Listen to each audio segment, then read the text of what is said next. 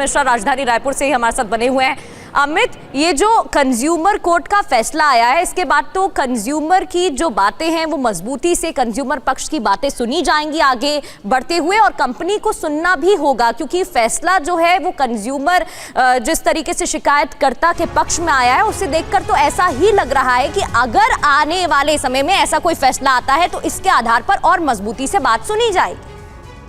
देखिए, बिल्कुल जिस तरीके से ये पूरी जो सुनवाई हुई है, आपको बता दूं कि ऑनलाइन इसका आवेदन उन्होंने किया था 12/3/2025 को, जिसके बाद जो पंजीयन दायर हुआ था सुनवाई के लिए, जो डेट मिली थी वो 16/4/2025 की थी, और उसके बाद जो सुनवाई हुई है वो 14/7/2026 की जो आदेश की डेट है, इस दिन तक सुनवाई चली है। यानी कि समझिएगा कि 2025 से लेकर 2026 तक के बीच का जो ये अंतराल था, इस बीच के पहले यानी कि जो मार्च 2025 का महीना था, उससे पहले से ये प्रॉब्लम आ रही थी। जब कई बार उन्होंने अपनी परेशानी को दूर करने की कोशिश की, उसके बावजूद उनकी जो परेशानी थी वो लगातार बनी हुई थी। तब जाकर उन्होंने सबसे पहले परिवाद दायर किया, और उसके बाद जब सुनवाई हुई तब ये पाया गया कि जो लगातार इंजन में परेशानी आ रही है वो एथेनॉल मिक्स पेट्रोल के कारण आ रही है, क्योंकि किसी भी ग्राहक के पास में ज्यादातर ये ऑप्शन नहीं होते कि वो इस E20 पेट्रोल के अलावा कोई ऑप्शन में वो उपयोग कर सके। इस कारण से जो उनकी परेशानी थी वो लगातार बनी हुई थी। ये रिपोर्ट में सामने आया जब उनकी जांच करवाई गई और सरकारी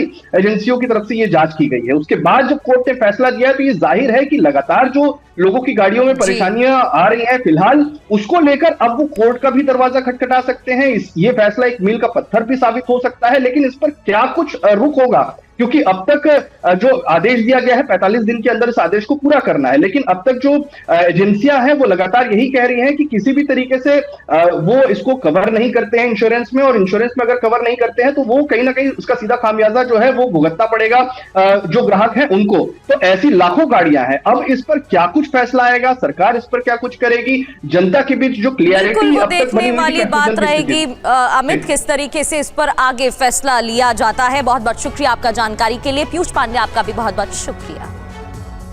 अब आपको आगे बढ़ते हुए दिखाते हैं किस तरह नया व्हीकल खरीदने वाले भी इथेनॉल वाले पेट्रोल से गाड़ी में खराबी का दावा कर रहे हैं। तो कह रहे हैं ना एथेनॉल में कुछ नहीं है। मेरी मोटरसाइकिल है ये स्प्लेंडर, अभी ली 23 तारीख में, 468 किलोमीटर चली है, पूरा इंजन खुलवाना पड़ेगा। और अब इथेनॉल पर ARAI की स्टडी में क्या है ये समझते हैं, क्योंकि ARAI रिपोर्ट को लेकर भी कई बातें सामने आ रही हैं। E10 गाड़ियों में E20 ईंधन का इस्तेमाल, खराब हो सकता है गाड़ी का फ्यूल सिस्टम, और बातें ये भी कि गाड़ी के रबर पार्ट्स में खराबी आ सकती है, इससे रबर पार्ट्स को बदलने की जरूरत भी पड़ सकती है। और BS6 टर्बोचार्ज इंजन को लेकर भी चिंता जताई जा रही है।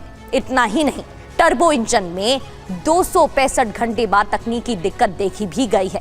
SUV कमर्शियल गाड़ियों में BS5 टर्बोचार्ज इंजन होता है और एक इंजन 400 घंटे तक बिना परेशानी के चलता रहता है। और अगर इस तरीके की गड़बड़ियां सामने आ रही हैं तो उसको लेकर सवाल उठ रहे हैं। E20 का असर हर गाड़ी पर एक जैसा नहीं होता, ये भी बात है, क्योंकि कुछ गाड़ियां E20 के कॉम्प्लायंट हैं, कुछ नहीं है, और अलग अलग मॉडल का अलग अलग तरीके से पहलू है और अलग अलग बातें भी सामने आ रही हैं, जिसको लेकर सवाल भी उठ रहे हैं।